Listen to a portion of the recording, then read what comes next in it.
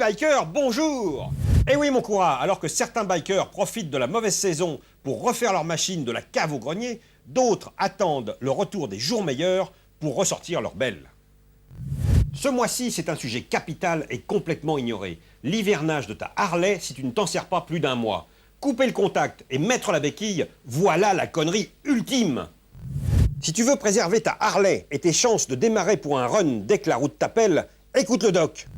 D'abord, puisque tu enregistres toutes les émissions Highlander, la légende Harley, reprends la cassette d'octobre. Pour hiverner une Harley, il faut commencer par la laver et la protéger de l'oxydation de l'air qui est plus humide en hiver.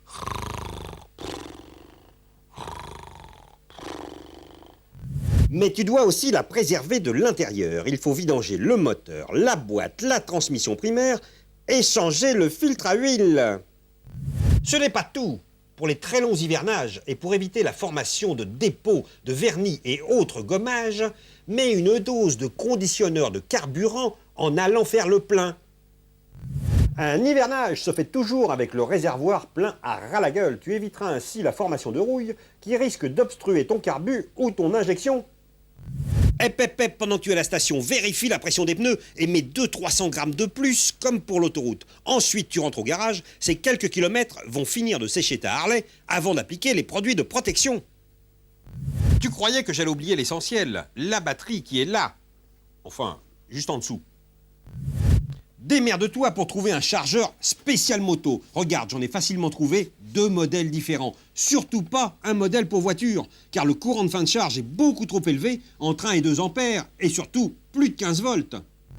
Il te faut une version spécifique pour les batteries de moto au plomb, qui basculent automatiquement en mode floating et qui gèrent un courant de maintien de 50 mA sous une tension de 14 volts. Ils sont un petit peu plus chers, mais ils te permettront d'espacer la fréquence de remplacement de tes batteries.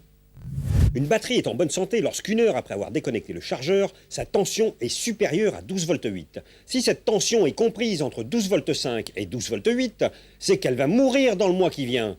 Et si elle est inférieure à 12,5 volts, là c'est l'horreur. Tu vas pousser pour aller en chercher une autre.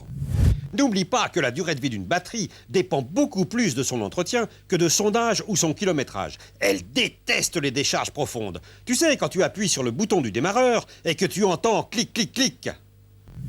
Démonte ta selle et repère le pôle positif pour mettre en premier la pince rouge. Prends garde à l'éloigner de toute partie métallique, puis ensuite la pince noire. Seulement après, tu mets en marche le chargeur. Sinon, les étincelles qui se produisent au moment de la connexion risquent d'enflammer l'hydrogène dégagé par l'électrolyte. Boum!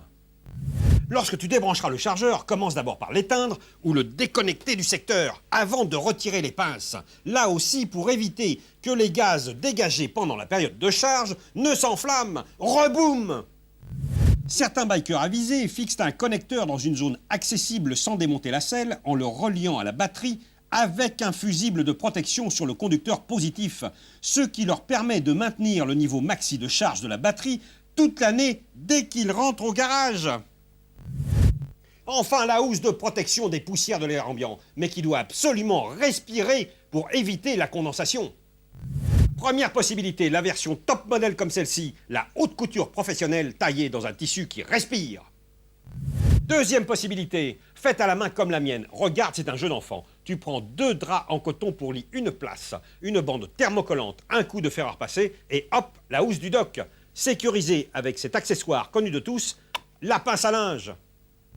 Pom pom pom, je connais même des bikers amoureux des meilleures machines au monde, puisque c'est la leur, qu'ils la gardent au chaud dans leur salon, en attendant que le Père Noël remplisse leurs bottes des accessoires dont ils rêvent. Pom pom pom. Passe de joyeuses fêtes et à l'année prochaine sur la route.